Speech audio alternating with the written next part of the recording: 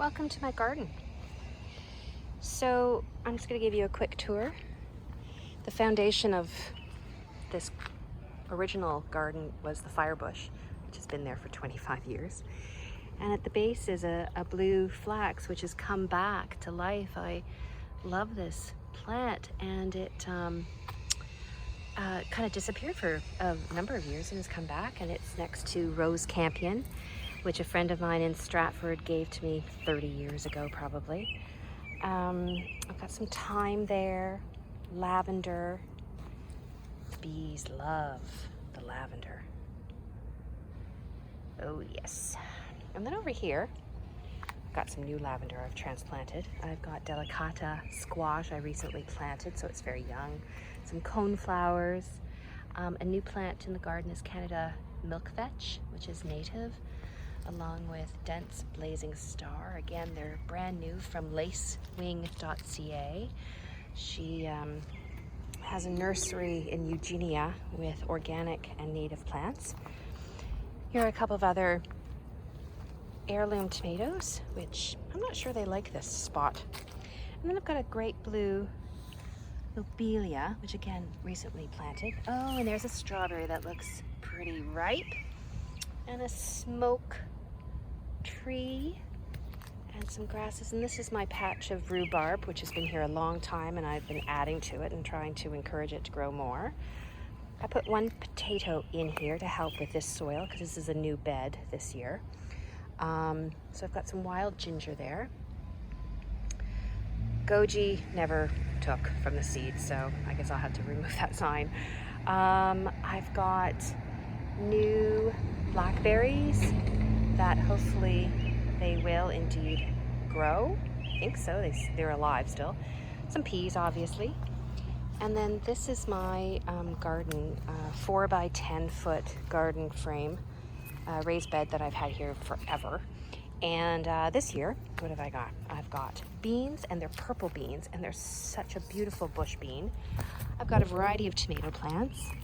In the center, I've got Swiss chard, and then I've replanted from the bottom of rhubarb and green onions in there. And there's a broccoli, and then lots and lots of gorgeous borage.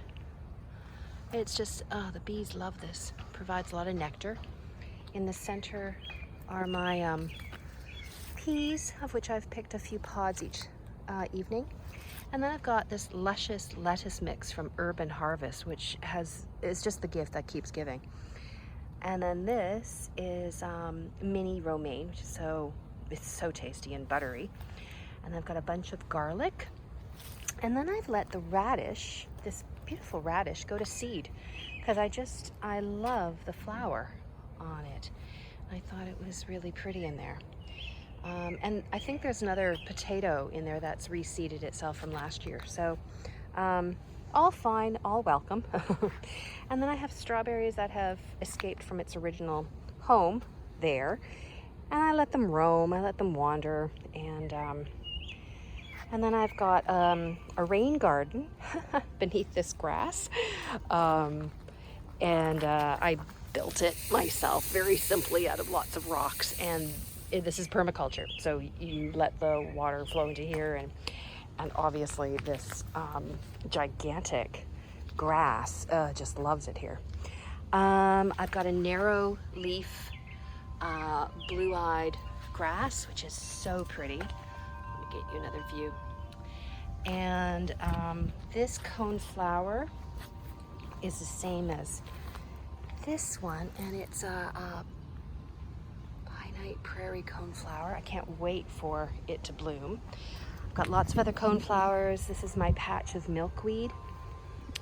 This is cup flower, which is extraordinary when it rains because the water gets caught and cupped in there like it's little Zen gardens. I've recently dug out a lot of thyme here and planted a couple of coreopsis and a wild bergamot. And that's my Rose of Sharon, which has always lots of giant alliums underneath it in the spring. Back there where there's wire, I've planted a white feather hosta, so I'm hoping that will do beautifully. And then a native plant is the harebell or campanella, so I'm hoping that will again. It's brand new. And then, so that all is what's been here. Oh, maybe 10 years. I'm gonna give you a better bird's eye view. Because it used to be grass. 28 years ago, this was all grass, and there was a tilted pine tree in the center of it. And you couldn't grow anything, and I didn't. And in the backyard, I tried vegetables for a number of years, but it became shadier. So when the pine tree had to be removed, I thought I'll put a raised garden bed there and recycled some flagstones because this is the best spot for sun. And so this has evolved over, again, it's got to be 10 years now. And then last year, this section right here was depaved. What do you call it? These stones, these beautiful stones were extended from this entranceway, and it just made a huge difference. And so I had a few things in this little small bed. A month and a bit ago, depaved the rest of the driveway, got rid of all the asphalt. And so let me show you what I've done. I also wanted to green up the carport, so I've got some, they call it nasturtiums, growing there. And this is my new boathouse for my little single solo canoe. And from here, what I did was leave my sunflowers from last year, let them dry, let them fall where they did, and they have reseeded themselves all over here. So I'm gonna have this beautiful bed of sunflowers. In the corner is some bee balm. I've got golden Alexander right there. This is St. John's wort, which is just, this has been flowering for 2 weeks now. It's just glorious. A trio of gray-headed coneflowers. I recently got the heart-leaved aster, which again is native. Another tomato. This one's called a flinflon. This kale I was given as a gift last year. I love the color and the height, so I left it and it reseeded itself, and this is me doing nothing. I love that. I love a do-nothing garden. Rhubarb from a friend, which really likes this spot. Another tomato. I've got some beautiful beans in here. They're purple beans, and they're a bush bean, along with some stalks of corn. This is my Three Sisters. I've got 2 beds of Three Sisters gardens, which is corn, beans, and squash. And so over here is the squash I planted with pumpkin pie squash, and back there is Jerusalem artichoke. And then more beans, more squash, more flowers. And there's my upcycled bike racks. And then I've got low bush blueberries and wildflowers in the butterfly way, which is about 20 different varieties, more boorish. And then I've got strawberry fields, and I transplanted moss into the pavers. I'm hoping that with the right weather conditions, I'll have a nice all green pavers. And then at the end here, to attract the butterflies, bee balm, a smooth oxeye, soulmate swamp, milkweed, more coreopsis of different colors.